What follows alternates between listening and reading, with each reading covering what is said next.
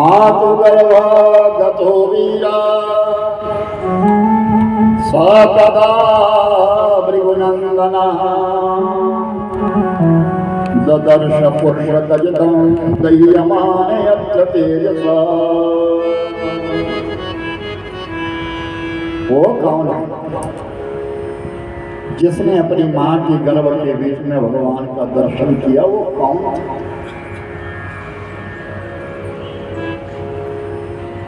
प्रभुवर महाभारत का युद्ध हुआ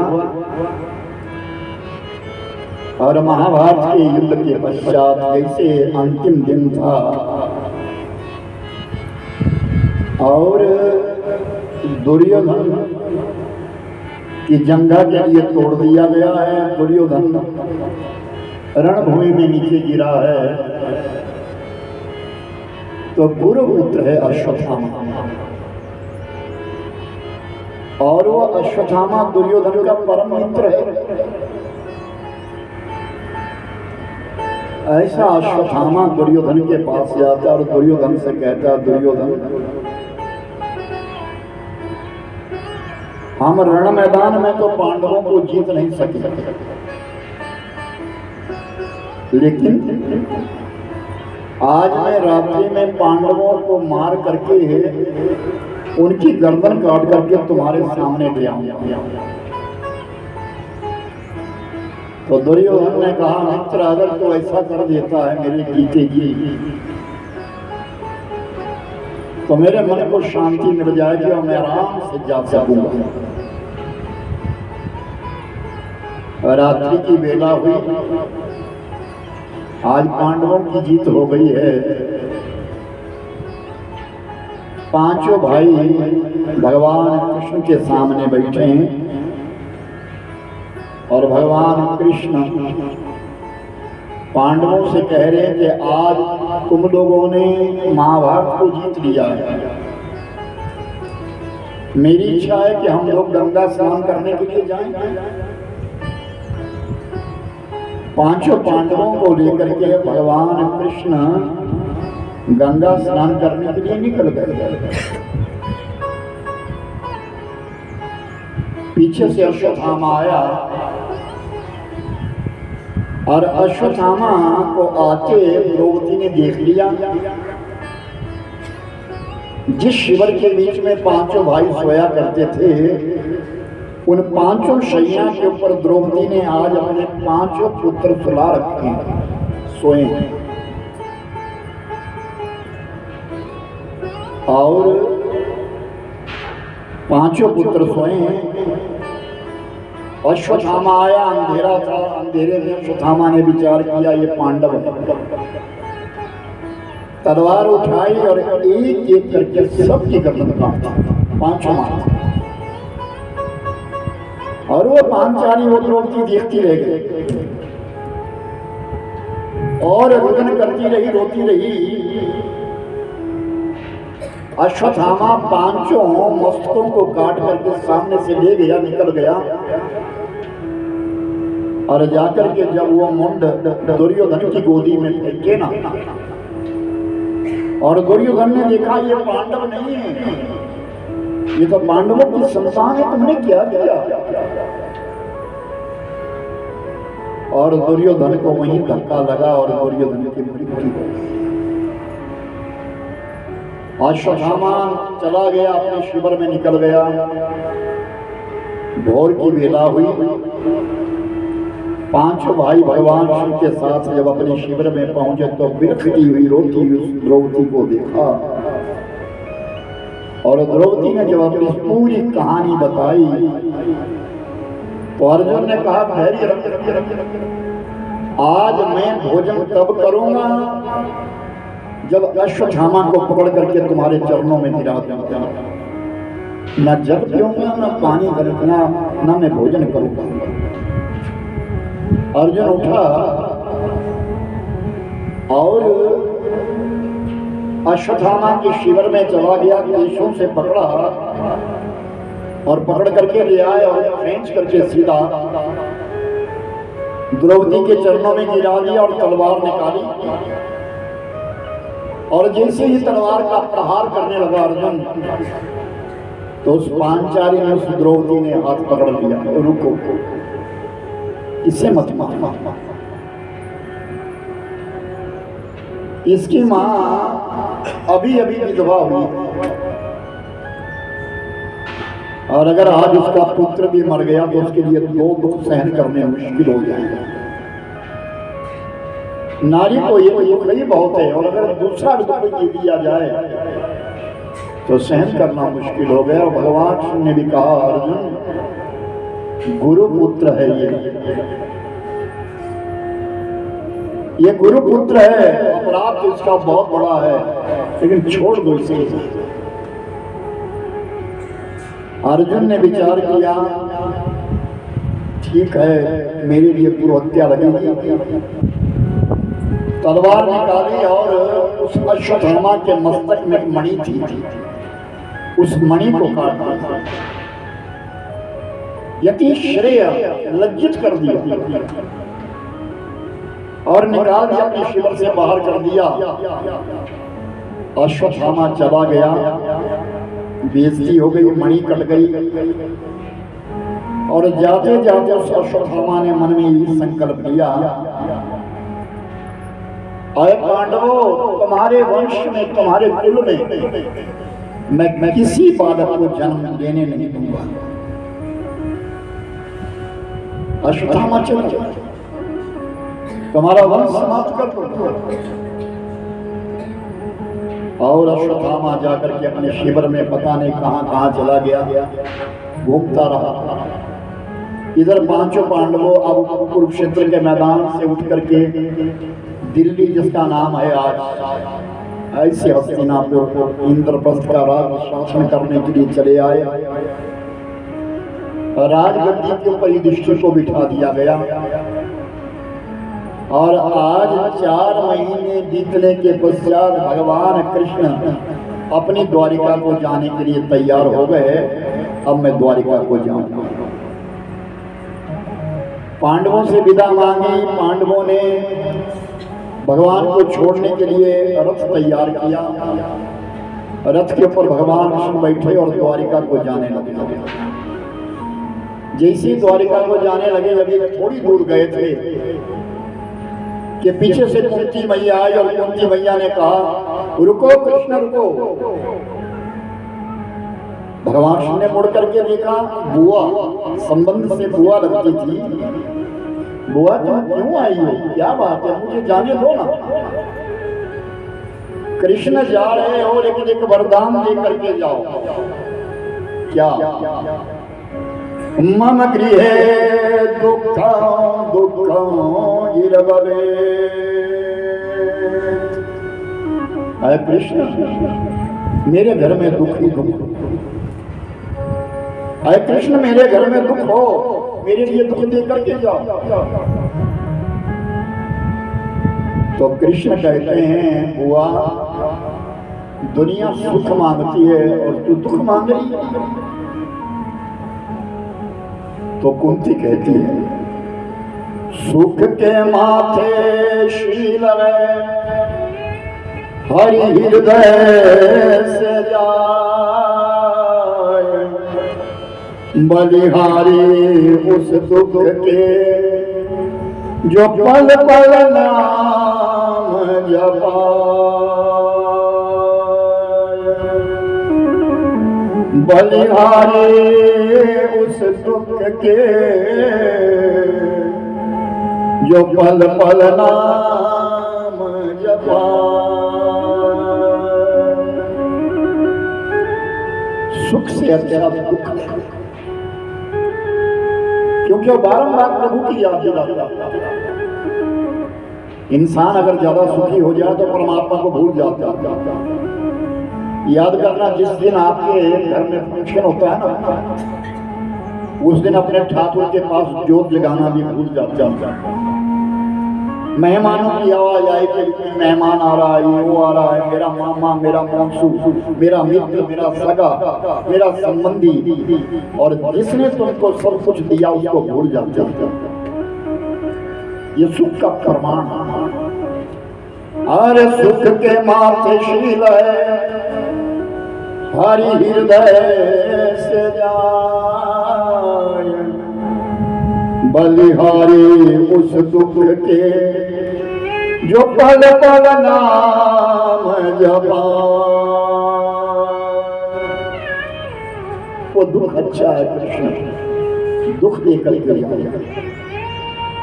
भगवान कृष्ण कहते बुआ दुख तो मैं तुम्हें नहीं दूंगा, दुख तो मैं तुम्हारे लिए नहीं दूंगा, लेकिन इतना मैं वरदान दे देता हूं कि अंत समय तक तुम्हें मेरी याद बनी रहेगी, अंत समय तक तुम्हें मेरी याद बनी रहेगी। और यही विशेष मैंने कल भी बात करी थी, भगवान से इतनी प्रार्थना जरूर करो तेरी याद बनी रहेगी। याद रखना अगर ईश्वर की याद रहेगी तो हमसे पाप नहीं होगा। जब भी कोई कर्म करते करते जब भी कोई कर्म करते करते कोई भी व्यक्ति कर्म करते करते कोई भी व्यक्ति जब कोई बुरा कर्म कहीं हाथों से हो रहा हो और कोई दीक्षित व्यक्ति हो उसको परमात्मा की याद आ जाए तो दुष्ट कर्म करता करता वो भूल जाता। और भगवान कृष्ण कहते बुआ तुम्हें मेरी याद बनी रहेगी, अंत समय तक याद बनी रहेगी। बाहर निकल गए और जाने लगे तो फिर प्रार्थना करती नमः पंकजनाभाया नमः पंकजमालिने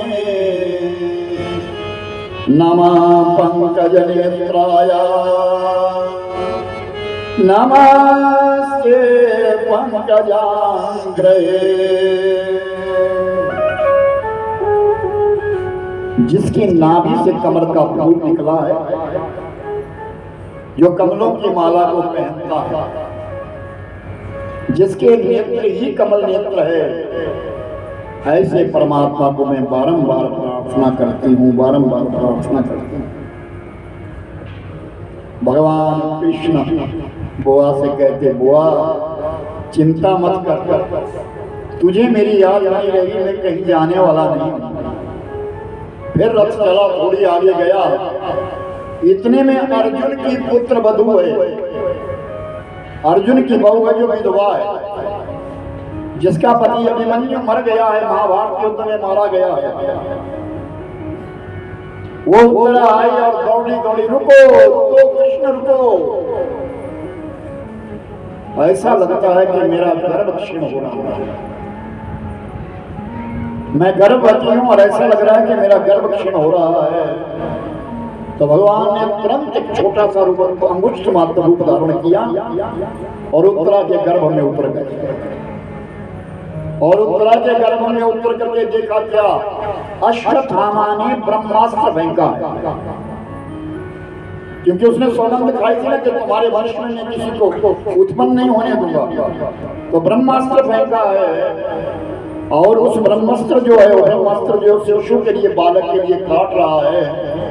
तो भगवान कृष्ण ने अपना सुदर्शन चक्र का आवाहन किया और सुदर्शन चक्र से उस ब्रह्मास्त्र को छिन्न भिन्न कर दिया, उस बालक के लिए सुरक्षित किया और बाहर अपनी द्वारिका के लिए चले गए। जब द्वारिका का थोड़ा रास्ता और आगे गए तो एकदम याद आई नहीं, अभी तो भीष्म पितामह सरसैया पर है, बाणों की सैया पर है, मुझे तो उनके पास जाना है, वो मेरा इंतजार कर रहे हैं। तो पांचों भाइयों को पांडवों को बोला चलो मेरे साथ। पांचाली को साथ लिया, द्रौपदी को साथ लिया और कुरुक्षेत्र के मैदान में चले गए, जहां बाणों की सैया के ऊपर भगवान कृष्ण के सामने भीष्म पितामह शयन किए।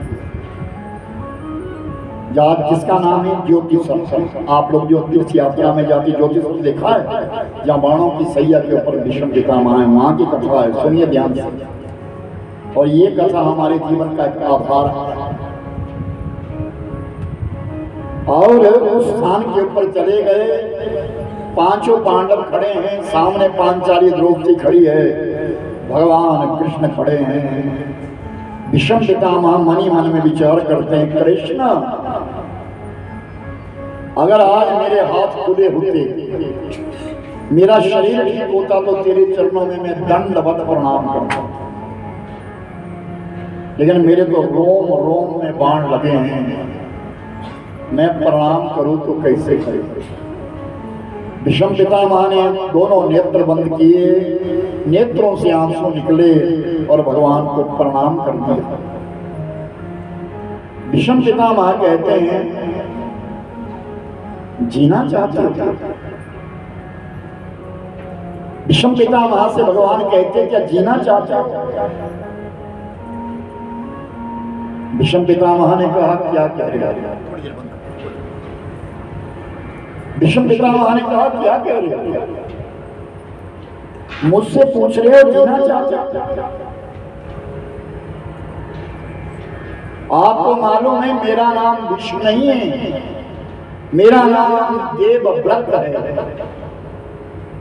मैं गंगा पुत्र हूं, अपने पिता के लिए मैंने बलिदान दिया है। मैं राजा शांतनु का बेटा हूं, मेरा नाम देवव्रत है और मेरी मां गंगा है। जब मैंने अपने पिता के लिए अखंड ब्रह्मचर्य धारण करने का संकल्प किया था, अपने पिता का विवाह करवा दिया था सत्यवती के साथ, उस समय मेरे पिता ने मुझे कहा था, जाओ मैं तुम्हारे लिए आशीर्वाद देता हूं, तुम आयु तुम्हारी जब तक तुम चाहोगे तब तक तुम्हारी आयु रहेगी, तब तक तुम जीवित रहोगे, तुम इच्छाधारी बनोगे। और आकाश से पुष्प वृष्टि हुई है। महाराज मुझे ये पांडव तो क्या, अगर आप भी मारना चाहें तब भी मेरी मृत्यु मेरी इच्छा के बिना नहीं हो सकती। मैं तो इसलिए जीवित हूं कि मैं आपका दर्शन करना चाहता हूं, क्योंकि आप परब्रह्म हैं। मैं जानता हूं आप परब्रह्म है, परमात्मा। मैं आपके चरणों में कोटि कोटि प्रणाम करता हूं। मुझे मालूम है आप परब्रह्म हैं। मैं अब जीना नहीं चाहता, जाना चाहता हूं, लेकिन जाने से पहले मैं आपका दर्शन करना चाहता था। इतना तो करना स्वामी, जब प्राण तन से निकले, गोविंद नाम लेकर जब प्राण तन से निकले, आना जरूर आना, राधा को साथ लाना, दर्शन मुझे दिखाना जब प्राण तन से निकले। भीष्म पितामह जी बारंबार प्रार्थना कर रहे हैं, तो भगवान श्री ने कहा, ताजश्री आपसे एक विनय है, आप जाना तो चाहते हैं, आपसे एक विनय है मेरी, इन पांडवों के लिए कोई उपदेश देकर के जाओ। ये आपका परिवार है, इनके लिए कोई उपदेश देकर के जाओ। तो भीष्म पितामह ने उपदेश प्रारंभ किया और राजनीति और धर्मनीति दोनों सुनाने लगे। जब राजनीति और धर्मनीति सुना रहे हैं तो द्रौपदी हंसने लगी,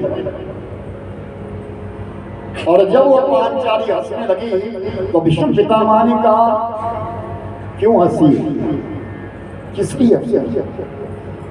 नहीं नहीं नहीं पितामह, ऐसे नहीं, बताओ बेटी क्यों हंस रही हो? उस समय द्रौपदी ने कहा, आज जो ज्ञान आप बांट रहे हैं वो ज्ञान सब कहाँ था, जब भरी सभा के बीच में मेरे को नंगा किया जा रहा था, मेरा गिर हरण हो रहा था, उस समय आपका ज्ञान कहाँ था? मैं तो आपके बारंबार आपको प्रणाम कर रही थी, बारंबार कह रही थी मुझे बचाओ मुझे बचाओ, उस समय आपका ज्ञान कहाँ था? तो भीष्म पितामह कहते हैं, उस समय भी बेटी ये ज्ञान मेरे पास था, लेकिन मेरी वाणी कुंठित थी, क्योंकि मैंने दुष्ट दुर्योधन का अन्न खाया था। अन्न कितना प्रभाव करता है याद रखिए। ये जो घर घर का अन्न लोग खाते हैं, बिना भूखे खाते हैं, उससे हमारी वाणी पर, हमारे मन पर, हमारी बुद्धि पर कितना प्रभाव पड़ता है। तभी तो कहा, आहारम सात्विकम प्रिय, अच्छा बोलने के लिए, अच्छा समझने के लिए अपना आहार उत्तम होना चाहिए। आप जहां भोजन कर रहे विचार करिए, जिस थाली में आप खाना खा रहे हैं तुमसे पहले वहां कौन खा करके गया है? जिस होटल पे तुम बैठे हो, तुम शाकाहारी हो या तुम जो भी हो, तुम्हारे से पहले उस थाली में कौन खा के गया है? जिस गिलास में तुम पी रहे हो उससे तुम्हारे से पहले किसने किया है? आज जिस भोजन प्लेट के बीच में हम सब खाना खाते हैं, पता नहीं वो कैसे कैसे कैसे पदार्थ से बनी है। अपनी वाणी को पावन करने के लिए हम कैसे सही रहेंगे? विषम पितामह कहते हुए कि ज्ञान तो उस समय भी मेरे पास था, ज्ञान उस समय मेरे पास था, लेकिन मैं क्या करूं? दुर्योधन का अन्न खाया था, वो दुष्ट था, उसका अन्न मैंने खाया है।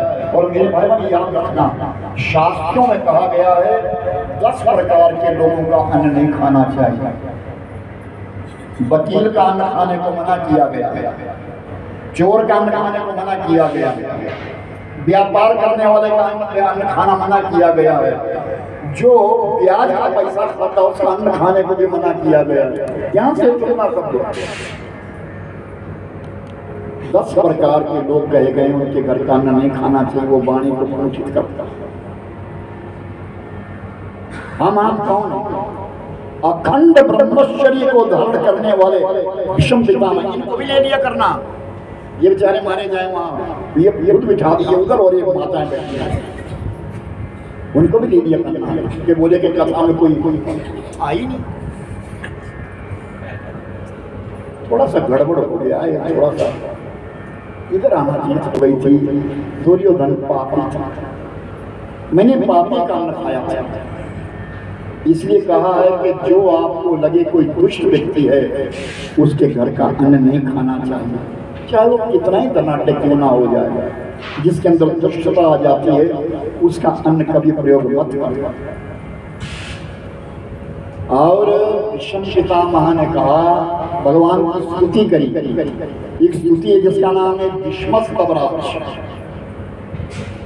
और विशेष करके कहा गया है कि जब मृत्यु का समय आए तो हम एक पंचरत्न पुड़ियां मुख में डालते हैं। हमारे यहाँ विशेष हर जगह पंचरत्न पुड़ियां मुख में डाली जाती है अंत समय के बीच में।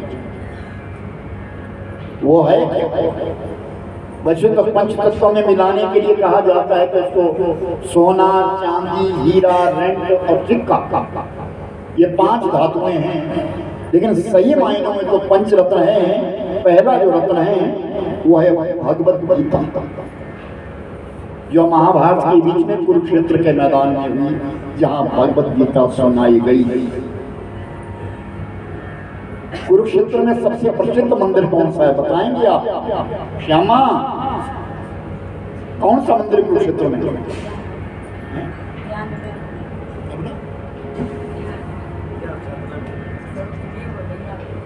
कुरुक्षेत्र में मेला कब लगता है कुछ मालूम नहीं? बस तभी तो बोलता हूँ, तुम तोड़ लगाते हो दौड़ते। चलो चलो चलो, कुरुक्षेत्र के बीच में एक ही मंदिर प्रसिद्ध है और वो है सूर्य नारायण। और मेला कब लगता है? जब सूर्य ग्रहण होता है। कुरुक्षेत्र के 2 मेले प्रसिद्ध, एक तो गीता जयंती, जिस दिन गीता जी की उत्पत्ति हुई, जिस दिन भगवान ने गीता कही और अर्जुन ने सुनी, और दूसरा है सूर्य ग्रहण। जब सूर्य ग्रहण लगता है तो लोग सब जाते हैं, देश देशांतर के लोग कुरुक्षेत्र के मैदान में आते हैं सूर्य ग्रहण का स्नान करने के लिए। 2 तालाब हैं, एक सन्निहित और एक ब्रह्म सरोवर। ये 2 तालाब हैं। जिस समय ग्रहण लगता है उस समय ब्रह्म सरोवर में स्नान किया जाता है, और जब ग्रहण समाप्त हो जाता है तो सन्निहित में स्नान किया जाता है। कुरुक्षेत्र का अर्थ क्या है? ध्यान से सुनना मेरे भाई बहन, तभी तो मैंने कहा ना, ये बड़ा विस्तार है। ये ग्रंथ कोई साधारण ग्रंथ नहीं है। इसके लिए तभी तो कहा कि पठन और पाठन बहुत जरूरी है। आज के प्रवक्ता इसको कर नहीं रहे। कुरु राजा कुरु हुए, एक राजा कुरु थे, जिन राजा कुरु ने उस क्षेत्र में यज्ञ किया। और यज्ञ करने के पश्चात नारायण स्वयं आए और नारायण ने कहा, आज के पश्चात इस धरती के ऊपर जितना भी कोई दान पुण्य करेगा उसका 13 गुना पुण्य उसको मिलेगा। मैं कुरुक्षेत्र के मैदान में 2 कथाएं करके आया, 13 गुना पुण्य मिलेगा। वहां सूर्य ग्रहण के ऊपर गुप्त दान किया जाता है। जिनके यहाँ मैं कथा कर रहा था, एक समय मैं ग्रहण में गया तो उन्होंने अपने हाथ में से सोना दिया था, हम आज दान करना चाहते हैं, आप देंगे? मैं कहना अब सोना ऐसा है कि जो मर्जी हीरा रख दे, मैं दान नहीं दूंगा, क्योंकि ग्रहण का जो दान है वो पांडवों का होता है, ब्राह्मण का। जब हमारे यहाँ ग्रहण लगता है तो हम अपने आंगन में क्या रखते हैं? सतनज्जा, सतनज्जा रखा जाता है, उसको सातन रखे जाते हैं। बाद में उसको या तो गौओं को खिला देते हैं या पांडे आए तो वो देते हैं। तो वहाँ गुप्त दान किया जाता है जब ग्रहण लगता है। और वो गुप्त दान बड़े अजीब तरीके से किया जाता है। कद्दू को काटा जाएगा थोड़ा सा, उस कद्दू के अंदर सोना चांदी बहुमूल्य रत्न धन दौलत भरी जाती है और फिर उसको पानी में फेंक देते हैं। बड़े बड़े सेठ लोग आते हैं और फिर वहाँ वो पंडे लोग जाते हैं और जाकर के जब तैरते हैं, जिसके हाथ में जो आया उसको उठाते हैं। लाखों की संख्या में ग्रहण में लोग होते हैं और फिर उसको लेकर के बाहर आते हैं, जो जिसके नसीब में उसको मिलता है। वो है कुरुक्षेत्र का मैदान, कुरुक्षेत्र की जगह, पावनी धरती, जहाँ पर महाभारत का युद्ध हुआ। 18 दिन के लिए हुआ। 18 अक्षौणी सेना जहाँ थी, जिसके बीच में 5 अक्षौणी सेना पांडवों के पास थी और 13 अक्षौणी सेना जो थी वो कौरवों को। उस रण मैदान के बीच में भीष्म महाराज स्वयं हैं और उपदेश दे रहे हैं। और उस उपदेश को देते देते तब कहा, जरा दुःखं जन्म दुःखं जाय दुःखं च पुनः पुनः अंतकालं दुःखं तस्मात् जाग्रहे जाग्रहे। संसार में पहला दुख है जन्म लेना। अगर हमने जन्म ना लिया हो तो कहां से होगा? दूसरा दुख है जरा दुख, वृद्धावस्था का दुख, बुढ़ापा का। और तीसरा दुख है छाया संपदा, स्त्री भाई बांधव कुटुंब परिवार। और इन सबसे बड़ा दुख है अंतकाल। अंतकाल का जो दुख है वह महादुख है। यहाँ अगर कोई आदमी बीमार हो जाए ना तो ये सोचेगा, भगवान मेरे ठीक हो जाऊं, मैं किसी न किसी प्रकार, मुझे अपने घर से बाहर ना जाना पड़े। महादुख है, अंतकाल का दुख महादुख होता है। और जब प्राण निकलते हैं तो 5 रत्न फिर वहां विशेष कहा गया है। पहला रत्न जो है श्रीमद् भगवत गीता है, जिसमें 700 श्लोक हैं और 18 अध्याय हैं। भगवान सुनने कहे, अर्जुन ने सुने। उन्हीं भगवत गीता के बीच में भगवान ने कहा, सर्वधर्मान परित्यज्य मामेकं शरणं व्रज अहं त्वं सर्वपापेभ्यो मोक्षयिष्यामि मा शुचा। अय पार्थ, अय अर्जुन, सब धर्मों को छोड़ करके जो मेरे धर्म में आ जाता है, मैं उसको सब पापों से मुक्त करके उसको पवित्र कर देता, पावन कर देता। भगवान की शरण में जाओ तो सही, नियम बनाओ तो सही, कम से कम। अब 10-15 साल से इतना अभ्यास लोगों को हो गया है कि ईश्वर है और घर घर में ज्योत जगती है। नहीं तो एक समय ऐसा था भी कोई कैलेंडर लटकाया है, जय हो महाराज, बस। अब तो लोगों ने ठाकुर रखे हैं, ज्योति भी जगाते हैं, धूप बत्ती भी करते हैं और यहाँ तक कि सूर्य नारायण को अर्घ भी दिया जाता है। आप लोगों ने पानी का लोटा रखा अपने दरवाजे में? नहीं, गर्दन कुछ ठीक लगी मेरे। अच्छा, पीछे 2-3 हाथ खड़े किए। चलो तुम्हारी मर्जी, मेरा कहना मेरा उद्देश्य है, आगे तुम बोलिए सच्चिदानंद भगवान जय। हमारा कल्याण है इन कथाओं से। ये कथा जो आपको कहते हो हमारा कल्याण है उससे। भगवत गीता के पश्चात दूसरा जो रत्न है वो है विष्णु सहस्रनाम। अंत समय में गीता सुनाओ जरूर। सारी गीता सुना ना सके तो 18वां अध्याय सुनाओ हिंदी में। अभी ज्यादा अगर पूरी गीता नहीं कह सकते तो 18वां अध्याय कहो, जिसका नाम है मोक्ष अध्याय। वो मोक्ष देता है। किसी प्रकार का कर्म किया हो, अगर अंत समय में 18वें अध्याय के शब्द इन कानों में आ जाए तो व्यक्ति को गति होती है। गीता गति देने वाली है। गीता हमारी वैदिक स्मृति है।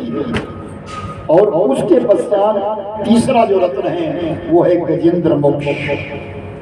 हाथी को मोक्ष दाया कथाएं दिया, वो तीसरा रत्न है। चौथा रत्न है विष्णु स्वराज। विषम पितामह ने जो स्तुति करी भगवान शिव की। और पांचवा रत्न है मनु समृद्धि, जो मनु महाराज ने कही ऐसे मनु समृद्धि। ये 5 रत्न अंतिम समय में जरूर सुनाने चाहिए। मुझे अच्छी याद है, मैं अपने गांव जब रहता था, कोई भी व्यक्ति बीमार हो जाए गांव और देखा कि कोई अब अंत समय आ गया है तो गांव वाले बैठने के लिए जाते थे। पूरी रात उस परिवार में बैठ करके बिताते थे। भाई वो व्यक्ति चला जाए। आज किसी को फुर्सत नहीं अपने काम से, जाएं किसके पास? क्या विचार किया था कभी हमारे कानों में इतना शोर आएगा? आज क्या हो गया है? विचार करो। तुम तो जी रहे हो, जी लोगे, लेकिन ये अगला क्या होगा? और एक बात और विशेष ध्यान रखिए, ध्यान रखना 10 साल के पश्चात हिंदुओं के ऊपर आक्रमण होने वाला है। तुम किस सब्जी वाले से सब्जी ले रहे हो, ध्यान रखो। किस दर्जी के पास जा रहे हो, ध्यान रखो। जिस दिन कुल्लू के बीच में मुसलमानों के साथ झगड़ा हुआ, उन्होंने मेरी माताओं बहनों की वीडियो वायरल कर दी थी। सुना होगा भी आपने, टेलीविजन में दिखाया। सब्जियों के ऊपर थूक रहे हैं, जूस के बीच में मूत रहे हैं। हमारे धर्म को भ्रष्ट करने के लिए कैसा कैसा कार्यक्रम किया जा रहा है। अभी परसों का समाचार है, बंगाल के बीच में कथा हो रही थी। कथावाचक ने जय सिया राम बोला, उधर से फट करके गोली आई और उसकी छाती में गोली लग गई। कथावाचक अभी परसों की बात। हमें राम बोलने से इनकार किया जा रहा है। संभल करके रहो, संभल जाओ, किसी न किसी प्रकार संभल जाओ। ये उचित नहीं है। कहते हैं कि अपने धर्म स्वधर्मे निरक्षयम, भगवत गीता कहती है अपने धर्म में मरना सबसे अच्छा है। तुम तो जी रहे हो, तुम्हारी संतान का होगा क्या? मैं चौपाल में कथा कर रहा था और वहां से ऐसे 3-4 आदमी निकले। ऊपर बिल्डिंग बन रही है, नीचे से मुसलमान निकले और कह रहे बनाओ बनाओ, तुम रहना तो हम नहीं। बड़ा विचारणीय विषय है। यहाँ रहेगा कौन? तुम्हारे एक बेटा है, वो भी कभी कहता है पंखे से लटक जाऊंगा अगर मेरा मन नहीं किया तुमने। इनके तो 10 है। कौन रहेगा इन बिल्डिंगों में? किसके लिए बना रहे हो तुम? बड़ा विचारणीय विषय है। सोच करके चलो अपनी जिंदगी में हम क्या कर रहे हैं, हमारे धर्म को मिटाने के लिए क्या क्या किया जा रहा है। सनातन धर्म के लोग हैं हम। माँ को माँ कहते हैं, बहन को बहन कहते हैं, पत्नी को पत्नी कहा जाता है, भाई भाई है, पिता है, संबंध है। यहाँ हमारे क्या कहते थे? मामा जी, चाचा जी, ताया जी। अब चाचे का बन गया चाचा, मामे का बन गया मामा, जीजे का बन गया जीजू। अरे कमाल हो गई, गजब की बात। ये हमारे सामने हो गया, बड़े प्रेम से मेरे चाचू आए, चाचा जी मर गई बोलने के लिए, पता नहीं क्या हो गया है। यारा यारा शब्द वो भी चला हुआ। मेरी बेटी बोली यारा पापा, यारा पापा के बच्चे, ऐसा मत बोलो अपनी वाणी को मत मिटाओ। हम भारतीय हैं, हम हिंदू हैं, अपने समाज को सुधारने की चेष्टा करो, बड़े प्रेम से रहो, यहाँ अपनी संस्कृति में रहो, अपनी मर्यादा में रहो। भगवान से एक प्रार्थना करो, क्या ओ दाता तेरे सुमीरन का वरदान जो मिल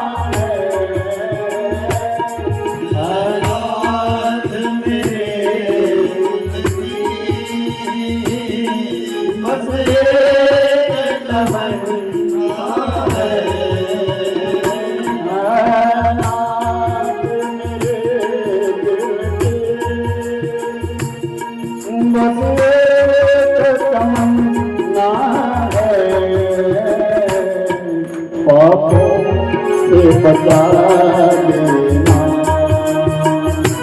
ओ पापों से बचा लेना, कहीं पाँव ना फिसल जाए, दाता तेरे सुमिरन का, ओ दाता तेरे सुमिरन का, ओ वरदान मिल जाए, दाता तेरे सुमिरन का।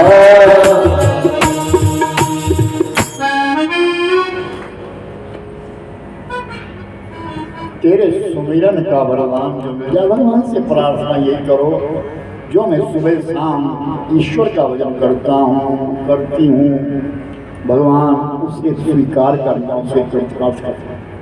बेटे अपनी बातें छोड़ो, ये घर की बातें छोड़ो और ये बच्चों के साथ खेलना भी छोड़ो।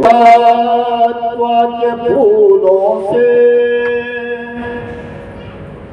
दामन तो मेरा भर दो, के फूलों से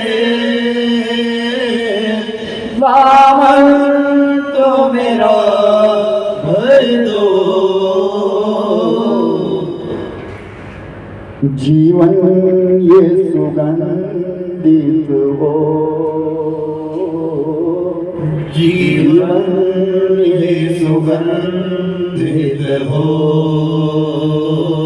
दुर्गंध निकल जाए दाता का दाता तेरे देवत्व के फूलों से, यानी प्रभु अपने आशीर्वाद से मेरे दामन को, मेरे इस दामन को भर दे परमात्मा। कहें मेरे जीवन में जो दुर्गंध है ये मिट जाए, मेरे अंदर जो पाप है ये मिट जाए, मेरे अंदर जो बुराई है ये मिट जाए, मैं पावन हो जाऊं, मैं पवित्र हो जाऊं। भगवान कृष्ण ने विचार किया, अभी दक्षिणायन है, ये विषम पितामह हैं, इनकी मृत्यु दक्षिणायन में नहीं होनी चाहिए। दक्षिणायन में मृत्यु हो जाती है तो दक्षिण का दरवाजा खुल जाता है, तो भगवान ने विषम पंचक बनाया, जिनको हमारे यहाँ क्या कहते हैं, पंच विष्णु। उन पंच विष्णुओं के लोग बड़े व्रत करते हैं, तप करते हैं उन दिनों के बीच में। उसमें जो 14 तिथि आई, उस तिथि के दिन विषम पितामह पलायन करते और उस तिथि का नाम रखा वैकुंठ चतुर्दशी, कि जिस दिन उस दिन जिसकी मृत्यु हो जाती है उसको साक्षात वैकुंठ प्राप्त होता है, वैकुंठ चतुर्दशी। ये हमारी संस्कृति है मेरे भाई बहन, ये तिथियां, ये पर्व, ये महोत्सव सब शास्त्रों के अनुकूल, गणना के अनुकूल है। ये हमारे व्यवहार में आने चाहिए, जिनको दिन प्रतिदिन हमारी आने वाली संतान सब छोड़ती जा रही है। नए बच्चों से पूछो आप तुम्हारा गोत्र क्या है, नहीं पता, तुम्हारा इष्ट क्या है, नहीं पता। बड़ी मुश्किल से दादा का नाम याद है, वो भी मुश्किल से है। और जो कॉन्वेंट स्कूलों में पढ़ने वाले हैं ये भूल जाएंगे हमारा दादा कौन है। जहां तुम अपने बच्चों को पढ़ा रहे हैं कॉन्वेंट स्कूलों के बीच में, देखना, अभी मैंने कहा ना पीछे, मैं सुजानपुर में जब पेपर पढ़ रहा था इसमें लिखा था मुंबई के बीच में एक माता की मृत्यु हो गई, उसका बेटा दुबई रहता है। उसने कहा मुझे वीडियो में दिखाओ, मेरी मां का संस्कार हो रहा है, मुझे वीडियो में दिखा दो, मैं यहाँ नहीं सकता, मेरे पास समय नहीं है। जिस मां ने अपने बच्चे को पाल पोस करके बड़ा किया, पढ़ाया, दिखाया, उसको दुबई तक पहुंचाया, वो कहता है मेरे पास समय नहीं है, मां मर गई तो मरने दो, मेरे लिए तो बस यही जन्नत है। ये हालात हो रहे हैं कॉन्वेंट स्कूलों में पढ़ाने वाले बच्चों की। सुनिए, मेरे बापू बोलते थे ना, मेरे पिताजी बोलते थे, सब यजमानों को ही कहते थे 3-4 बेटे तुम्हारे, एक अपने लिए रख लेना, जो इस सिर को तो फोड़ देगा। तरसती है आत्मा कि शरीर का कोई अंतिम संस्कार करने वाला हो। माता पिता उस दिन के लिए पालते हैं, तुम आज पैसे वाले हो गए, दुनिया भर का पैसा इकट्ठा किए, किसके लिए? तुम्हारे काम आएगा? किसी के काम नहीं। इस धन को भोगने वाला कोई और है, इस धन को भोगने वाला कोई और है। हम तो केवल इकट्ठा करने वाले, हम इकट्ठा कर रहे हैं, भोगने वाला पर। इसलिए मैं कहता हूँ अपना धन सन्मार्ग पे लगाइए, अच्छे मार्ग पे लगाइए, किसी की भलाई के लिए लगाइए। कोई गरीब हो, कोई निर्धन हो, कोई अनाथ हो, कोई आश्रित हो, उसके लिए लगाइए। अच्छे स्थान पर अपना धन लगाइए, ऐसे वैसे अपना धन बेकार मत करिए। कौन भोगेगा इस धन के लिए, कौन खाएगा? बड़ा विचारणीय विषय। प्रभु पर विषम पितामह पलायन कर गए, भगवान द्वारिका चले गए। 9 महीने के पश्चात उत्तरा के गर्भ से बालक उत्पन्न हुआ, जिस बालक का नाम राजा युधिष्ठिर ने विष्णुरात, क्या नाम रखा? बोलो ऊंचे, विष्णुरात रखा। और जब वो बालक बढ़ने लगा, जब वो 5 वर्ष का बालक हुआ, बड़ा होने वाला, तो जो भी कोई सभा में आता है, राज्य में आता है, बड़े गौर से देखता है, बड़े गौर से देखता है। तो राजा युधिष्ठिर ने एक दिन ज्योतिषियों को बुलाया, उनसे कहा जरा पता तो करो, ये हमारा बालक बार बार देखता है, सबके लिए देखता है, क्या बात है? तो ज्योतिषियों ने कहा राजन, मातु गर्भा गतो वीरा स तदा भृगुनंदना ददर्श पुरुष कचदम दय्यमान। माँ के गर्भ में जिस परमात्मा को इसने देखा है, जिस ब्रह्म पुरुष को इसने देखा है, ये उसको खोज रहा है कि वो कहाँ है, वो कौन है। माँ के गर्भ में किसको देखा था?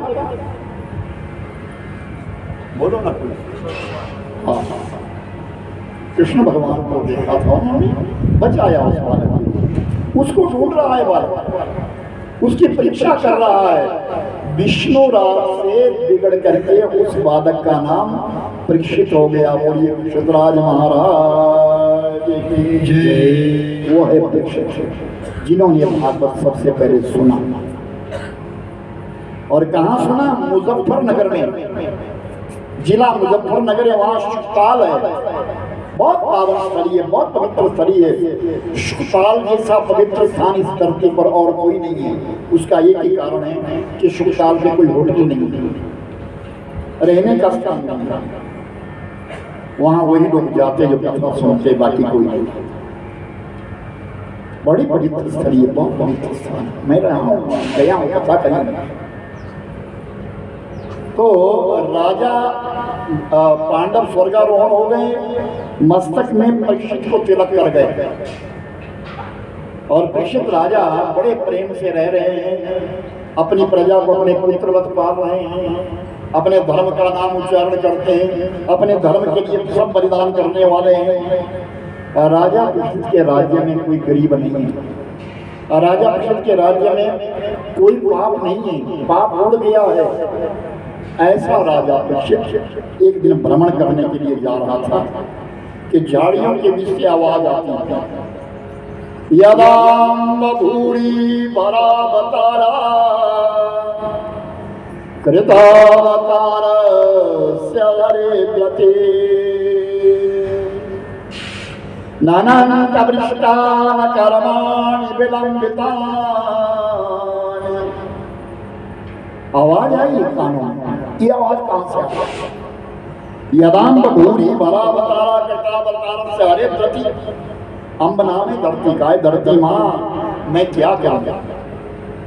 तुझे याद आ रही होगी भगवान शिव की कि जब वो धरती पर थे तब तुम सुखी थी। मैं क्या करूँ माँ, मेरे 4 पाँव हैं, जिसमें से मेरे 3 पाँव काट दिए हैं, 1 पाँव पर खड़ा हूँ, फिर भी काला पुरुष पीछे से आता है और मुझको पीटता है। जब इतनी बात राजा के कानों में आई तो राजा ने झाड़ियां काटी और अंदर चले गए। अंदर गए तो क्या देखते, ना स्त्री है ना पुरुष है, वहां पे एक गऊ है और एक बैल है। तुलसीराम सो गया, पक्का? हाँ, जागते रहे ना जरा, नहीं तो ऐसे बोलना मैं समाधि में हूँ, सुन रहा हूँ। ये मेरे सहपाठी है भाई, याद रखनी पड़ती है। आए भी इकट्ठे, जाए भी इकट्ठे तो बहुत अच्छा रहेगा। काशीराम जी याद है सर? ओहो क्या हुआ? ये मेरे सहपाठी, ये मेरे साथ पढ़ते थे, जो बच्चे एक स्कूल में पढ़े हैं। मिट्टू पता क्या होता था? बक्की और कर क्या हुआ? और ये सच्चिदानंद भगवान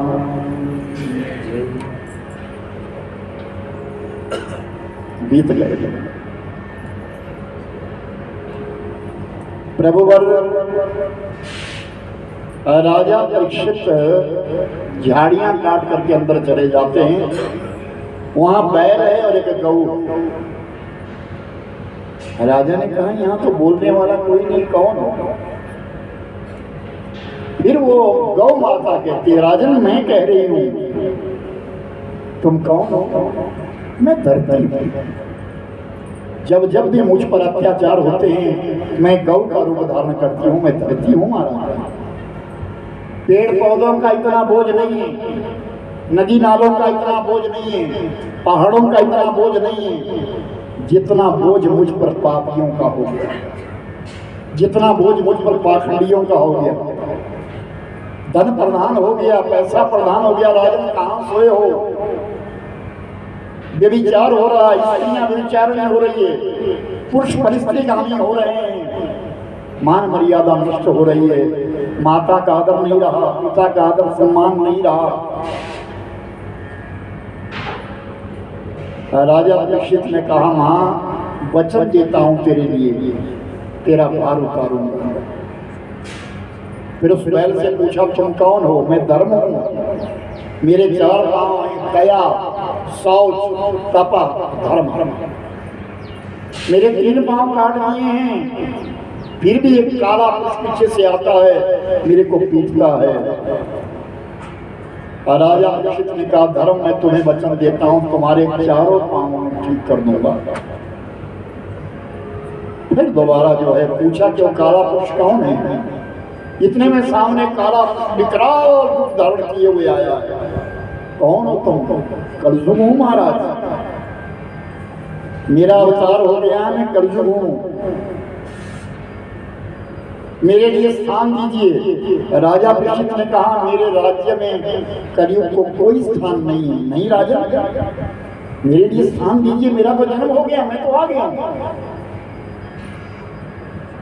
तो राजा ने कहा, तुम्हारे पास कोई गुण है? मेरे राज्य में गुणवान होंगे, जिसके पास गुण नहीं है वो मेरे राज्य में रह नहीं सकता। वो कहता है कि अवगुण तो मेरे पास ढेर है, खान है मैं गुणों को, लेकिन गुण सिर्फ एक है। क्या? कीर्तनम क्षण देव संकम बंदम उज्ज्वल, जो मेरे युग के बीच में, मेरे समय के बीच में जो भगवत नाम उच्चारण करेगा, नाम मंत्र करेगा, नाम जप करेगा, वो मुक्त हो जाएगा। और राजा परीक्षित ने कहा, तो बहुत बड़ा गुण है, कुछ करने की जरूरत नहीं, खाली नाम जपना, खाली नाम लेना तो मुक्त हो जाएगा। तो जाओ, मैं तुम्हें 4 स्थान देता हूं। पहला स्थान, जहां मदिरा पिया जाए वहां तुम रहना। ध्यान से सुनना, कलयुग कहां कहां रहता है। जहां मदिरा पिया जाए वहां तुम रहना, जहां वैश्यवृत्ति की जाए वहां तुम रहना, जहां जुआ खेला जाए वहां तुम रहना। और चौथा स्थान, जहां प्राणियों का वध किया जाए, यानी बकरे इत्यादि काटे जाए, कोई भी बलि प्रदान किया जाए, वहां तुम रहना। ये 4 स्थान कलयुग के। तो कलयुग ने कहा, महाराज ये तो 4 स्थान गंदे हैं, कोई अच्छा स्थान भी तो दो ना, कोई स्वर्ण जैसा स्थान भी तो दो। तो कहा, जाओ सोने में भी निवास करो। किस सोने में? जो सोना चुराया हुआ हो, चोरी किया हुआ हो, किससे ठग करके दिया हो, ऐसे सोने में भी तुम्हारा निवास हो। कलयुग चला गया, राजा परीक्षित लौट करके अपने महलों में आ गए और रोज संध्या करते हैं, पूजा करते हैं, कलयुग को अपने पास आने नहीं देते। जो नित्य प्रति भगवान का सुमिरन चिंतन करने वाला है, गुरु महाराज के दिए हुए मंत्र का जाप करने वाला है, जिसके घर में ज्योति जलती है, जिसके घर में अतिथि का स्वागत किया जाता है, जिस घर के बीच में स्त्रियों को मान सम्मान मिलता है, जिस घर के बीच में पुरुषों की मर्यादा भी बनी रहती है, वहां कलयुग का वास नहीं होता। और कभी तो कहा ना, जिस जगह नाम कीर्तन न होता कभी, कीर्तन कथा न होती कभी, जीना तो दूर बहुत दूर है, जीना तो दूर बहुत दूर है, हम गम हमको मरना नहीं, मरना नहीं, मरना नहीं। जहाँ भगवान का नाम लिया गया ना लिया हो, जिस घर में ज्योति ना जगी हो, जहाँ हरि कीर्तन ना हुआ हो, जहाँ परमात्मा की कभी कथा ना हुई हो, वहाँ जीना तो क्या, वहाँ मरना भी नहीं चाहिए, वहाँ मृत्यु भी नहीं चाहिए। मृत्यु के लिए भी अच्छा स्थान होना चाहिए। तभी तो कहते हैं कि अपने घर में मौत हो, क्योंकि वहाँ पूजा हुई है, वहाँ पाठ हुआ है, हवन हुआ है। कैसी प्यारी मर्यादा है हमारी मेरे भाई बहन। खेतों से छठे महीने अनाज आता है। खैर चलो, अब तो आपकी फैक्ट्री लग गई, लेकिन मैं आम बात कह रहा हूँ। छठे महीने अन्न आता है, तो अन्न आते ही सबसे पहले छोटे छोटे ग्रोथे रखे जाते थे। ये हमारे पुरोहित जी को है, ये हमारे लोहार को है, सोनार को है, ये हमारे काम करने वालों को, ये देवता के लिए है। यानी अपनी कमाई का भाग बांटा जाता है। ये मर्यादा है। आज हमें सैलरी मिलती है, हम कहाँ कहाँ बांटते हैं? हमें जो तनख्वाह मिलती है उसको कहाँ बांटते हैं? अरे 6 महीने के पश्चात अपने घर में सत्यनारायण की कथा होती है। 6 महीने के पश्चात नवरात्रि आती है। नवरात्रि में हवन किया जाता है। साल में एक बार श्राद्ध आते हैं, घर घर में श्राद्ध किए जाते हैं। वही सही है हमारी जाति, उसी में तो पवित्रता, उसमें तो पावनता है। ये घर घर नहीं, गृह मंदिर है। पुरुष केवल मकान बना सकता है, याद रखना। पुरुष केवल मकान बनाता है, घर भर पत्नी बनाती है। पुरुष मकान बनाता है, घर पत्नी बनाती है। जिस घर में पुरुष और स्त्री दोनों समझदार हो, वो घर घर नहीं रहता, वो घर गृह मंदिर बन जाता है। और जिस गृह मंदिर के बीच में बच्चे भी अच्छे हो, वो भी संस्कृति में हो, वो भी मर्यादा में रहने वाले हो, वो गृह मंदिर स्वर्ग से भी अच्छा बन जाता है। हम अपने गृह मंदिर के बारे में सोचे तो सही, अपने बारे में जाने तो सही। हमें कितनी त्रुटियां हैं, हमें कितनी कमियां हैं, खोज करो तो सही। उन खोज करने के लिए ये कथा रूपी रतन रखा जाता है कि हम इन 8 दिनों में क्या सुन रहे हैं, हमारा कर्तव्य क्या है, क्या करें क्या ना करें। तो राजा परीक्षित जो है रोज नित्य प्रति भगवत पूजा करने वाले हैं, कलयुग को आने नहीं देते। एक दिन की बात, जब पूजा करने के लिए जाने वाले थे, मन में एक विचार आया, मेरे पूर्वजों ने मेरे लिए क्या रखा है। हर पिता अपने बालक को कुछ ना कुछ छोड़ करके जाता है। अच्छा पिता है, वो कोई धन संपदा छोड़ के जाता है, उसके लिए ईमानदारी की कमाई छोड़ जाता है, उसके लिए कोई शिक्षा दे करके जाता है। और जो अपराधी है, बुरा है, वो पाप की गठरी छोड़ जाता है, कर्म छोड़ जाता है।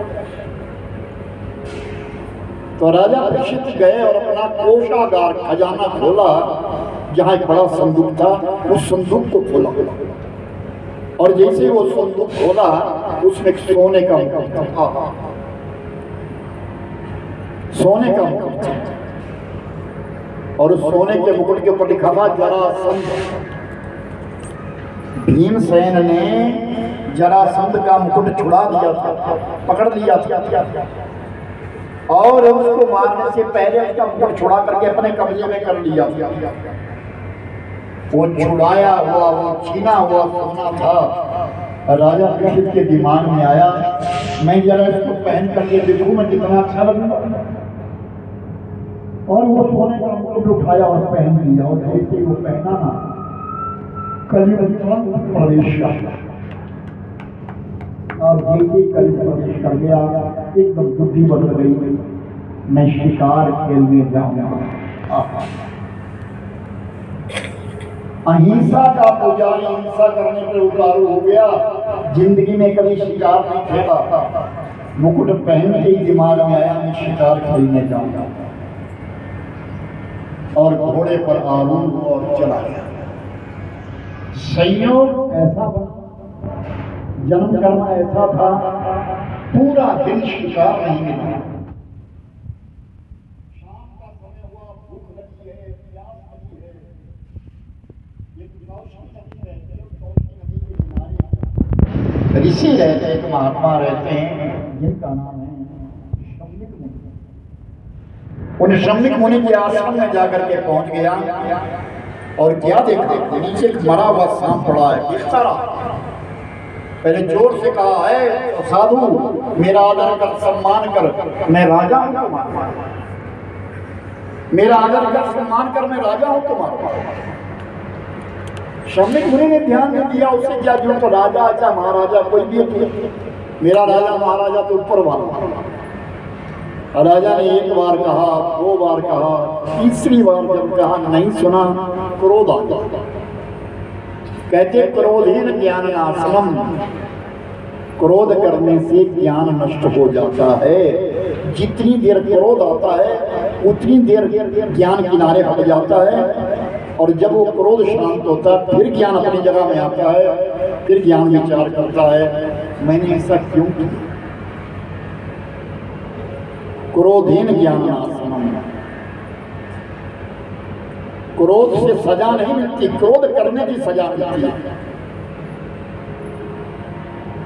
कहते हैं काम्यन कर्मनाश्या, कामना करने से, इच्छाएं बढ़ाने से हमारा कर्म नष्ट होता है।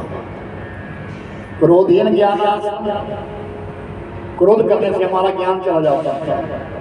लोभहीन भक्ति नाशम च, लोभ करने से हमारी भक्ति चली जाती है। लोभ मत करना, जितना दिया मालिक ने बहुत है, संतोष रखिए उसके बीच में, जो मेरे मालिक ने दे दिया वो दे रहा है, किसी को भूखा उसने रखा नहीं। इतनी बड़ी महामारी आई, कोरोना आया, हमारा हिमाचल में तो घर घर में चूल्हा जला, यहाँ कोई भूखा तो मरा ही नहीं। सबके घर में सब कुछ था, बल्कि बांटा ही लोगों ने, दिया ही लोगों के लिए, मांगा तो किसी ने कुछ नहीं है, सब संपन्न है। हमारे यहाँ गरीबी नहीं है, और मैं हर जगह घूमता हूँ, मैं पूरे हिमाचल को छाना है मैंने। जितने मंदिर हैं उन मंदिरों के बाहर जितने भिखारी बैठते हैं वो बाहर के हैं, हमारे हिमाचल के नहीं हैं। हमारे हिमाचल का कोई नहीं। एक दिन की बात, एक वृंदावन में एक आश्रम बनाया है, अनिरुद्धाचार्य कोई का है कथावाचक, और उसके यहाँ व्रत माताओं का आश्रय मिलता है, और अनाउंसमेंट की गई कि हिमाचल प्रदेश से ये माता को इसके बच्चों ने छोड़ दिया और ये माता यहाँ रहने आई है। बड़ा दुख हुआ इस बात का कि हमारे हिमाचल में भी ऐसा होने वाला। ये तो बड़ी पवित्र देवभूमि है, हमारे हिमाचल में भी ऐसा होगा। याद रखना, जो आज बहू बेटी है, कल के लिए तुम भी सास बनोगे। ये सिर के बाल सफेद तुम्हारे भी होंगे।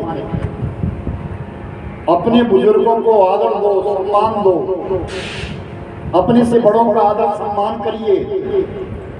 जिस दिन तुम्हारा अपने बड़ों का आदर सम्मान भूल जाओगे मेरे भाई बहन, ये संस्कृति नष्ट हो जा रही है। कोई तुम्हें भी कोई मान सम्मान देने वाला नहीं है, ये ध्यान रखिएगा सही। राजा परीक्षित ने 3 बार कहा और क्रोध आ गया, घोड़े से नीचे उतरे, मरा हुआ सांप पड़ा था, उठाया, शम्मिक मुनि के गले में लपेट दिया और अपने घर के बीच अपने महलों में। कौशिकी नदी के बीच में छोटे छोटे बच्चे, उस आश्रम के छोटे छोटे बच्चे थे। एक बालक ने देखा किसी ने पिता के गले में तो मरा हुआ सांप है, वो रोता रोता चला गया कौशिकी नदी में, और शम्मिक मुनि के पुत्र थे जिनका नाम था श्रृंग। उस श्रृंग से कहा, श्रृंग पिता के गले में किसी ने मरा हुआ सांप डाला है। बस इतना कहना था। श्रृंग ऋषि को भी क्रोध आ गया। उन्होंने पानी की अंजलि उठाई और पानी की अंजलि उठा करके शराब दिया। इति लंघिते मर्यादाम तक्षके सप्तमे हनि, जाओ जिसने मर्यादा का उल्लंघन किया 7वें दिन तक्षक नाग जाए उसको डसे और उसकी मौत हो जाए। फिर दौड़ करके आया और पिता के सामने जब आया, पिता तो समाधि में बैठे तो रोने लगा और बहुत जोर से रोया, बहुत जोर से रोया। तो पिता की समाधि टूट गई। जब पिता की समाधि टूटी, क्यों रो रहे हो श्रृंग, क्यों रो रहे हो? पिता, आपके गले में किसी ने मरा हुआ सांप डाल दिया। इतना कहना था। श्रृंग ऋषि ने धीरे से उस सांप को निकाला और किनारे छोड़ दिया। फिर श्रृंग कहता, पिता जिस किसी ने भी ये डाला है मैंने उसको श्राप दे दिया है, 7वें दिन तक्षक नाग जाएगा, उसको डसेगा, उसकी मौत हो जाएगी। अब शौनक मुनि ने ध्यान अवस्था में देखा कौन आया था, और ध्यान में देखा कोई और नहीं, हमारा राजा आया था। ये तो बहुत बड़ा, हमारा राजा तो बड़ा सौम्य था, उसके मस्तक के ऊपर कलयुग सवार हो गया और कलयुग ने उससे अनर्थ करवा दिया।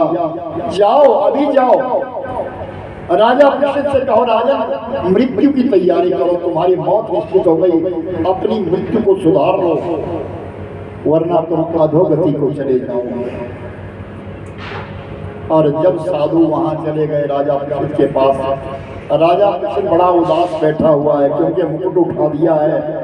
अब याद आई है, मैंने एक साधु के गले में मरा हुआ सांप डाल दिया, अनर्थ कर दिया मैंने अनर्थ कर दिया, अपराध कर दिया है, मेरे लिए दंड मिलना चाहिए, ऐसा विचार कर रहे हैं राजा परीक्षित। इतने में श्रृंग ऋषि गए, शिष्य गए, उन्होंने कहा, राजन आपको श्राप हो गया है, 7वें दिन आपकी मौत हो जाएगी। राजा बड़ा खुश हुआ, अच्छा मेरे से बुरा हुआ, 7वें दिन मेरी मौत होनी चाहिए, मैंने अपराध किया है। 7 में ही कह दिया उन्होंने, सांप आएगा तो डसेगा। फिर रोया, फिर बहुत रोया, अनर्थ हो गया, ये तो अधोगति, ये मेरी अल्प मृत्यु होगी। मेरे पूर्वज जो वैकुंठ में बैठे हैं, मेरे पूर्वज जो स्वर्ग में चले गए हैं, वो विचार करेंगे हमारे कैसी संतान हुई, नालायक संतान हुई जो नरक में गई। मेरे जितने भी बुजुर्ग हैं सब स्वर्ग में हैं, मैं अकेला नरक में जाऊंगा। और रोने लगा, बहुत रोया राजा, उस समय बहुत रोया। साधु संतों को बुलाया गया, ज्योतिषियों को बुलाया गया, मंत्रियों को बुलाया गया, क्या किया जाए, क्या किया जाए। सबने कहा, राजन गंगा मैया का आश्रय ले लो, गंगा मैया के किनारे चले जाओ, अपना राज्य छोड़ करके गंगा के किनारे चले जाओ। राजा परीक्षित ने अपने बड़े पुत्र जिसका नाम जनमेजय था, जनमेजय के मस्तक में तिलक किया और सब परिवार छोड़ करके, हर संपदा को छोड़ करके खाली 2 वस्त्रों में राजा परीक्षित निकल गए और गंगा मैया के किनारे पहुंच गए। और जब गंगा मैया के किनारे पहुंचे, लोगों ने सुना कि राजा परीक्षित गंगा मैया के किनारे आ गए, गंगा मैया के किनारे आ गए। तो चारों दिशाओं से ऋषि मुनि इकट्ठे होने लगे। और राजा परीक्षित क्यों? जब राजा परीक्षित की कुंडली बनाई थी, जिसमें जन्म हुआ तो उसमें कुंडली बनाई गई थी, तो कुंडली में लिखा गया था कि जब ये बालक 45वें वर्ष में लगेगा तो गंगा मैया के किनारे जाएगा, वहां कोई बहुत बड़ा यज्ञ करेगा। आज वो 45 वर्ष के और इंतजार कर रहे थे, साधु संत इंतजार कर रहे थे कब 45 वर्ष होंगे। और आज वो 45 वर्ष पूरे हो गए, सब साधु संत इकट्ठे हो गए। 88,000 ऋषि मुनि उस साल पर गंगा मैया के किनारे इकट्ठे हो गए। तो राजा परीक्षित ने सबसे कहा, मेरे से अपराध हो गया, पाप हो गया, मैं क्या करूं? अपने इष्ट देव को याद करो। तो राजा परीक्षित के इष्ट देव जो थे भगवान शिव, तो शंकर जी का ध्यान किया। भगवान शिव ने आज उन सुखदेव से कहा, जिनकी कथा मैंने कल आपको सुनाई, व्यासदेव जी के पुत्र, उन सुखदेव को कहा, सुखदेव जाओ, आज गंगा मैया के किनारे उत्तम श्रोता आया है, अच्छा सुनने वाला आया है, राजा आया है, निर्मल राजा है, जाओ उसके पास हम भागवत कथा सुनाओ, उसके लिए गति दो, मोक्ष दो उसके लिए। सुखदेव जी अब दूर है, वस्त्र नहीं धारण करते, 18 वर्ष की आयु है। क्यों? कि स्त्री और पुरुष में भेद नहीं है उनको, स्त्री और पुरुष में भेद नहीं है, वो आत्मा जानते, सब आत्मा है। ऐसे सुखदेव जी चले आए और जैसे सुखदेव जी आए सब खड़े हो गए, साधु संत खड़े हो गए, राजा खड़े हुए, चरणों में दंडवत प्रणाम किया, फिर खड़े हुए और ऊंचे मंच पर बिठाया। फिर राजा परीक्षित ने कहा, महाराज मेरे से अपराध हो गया, मेरे से पाप हो गया, एक साधु की मर्यादा टूट गई, मेरे से अकल्याण हो गया है, मेरा गर्द हो गया, मैं क्या करूं, मेरी अधोगति हो जाएगी, सातवें जन्म तक्षक नाग आएगा, मुझको डसेगा, मेरी मौत हो जाएगी, बताइए मैं क्या करूं। सुखदेव ने कहा, राजन घबराओ नहीं, इन 7 दिनों में मैं तुम्हारे लिए श्रीमद् भागवत की कथा को सुनाऊंगा, जिस कथा को सुन करके तुम परम गति को प्राप्त हो जाएंगे। बोल सच्चिदानंद भगवान की जय।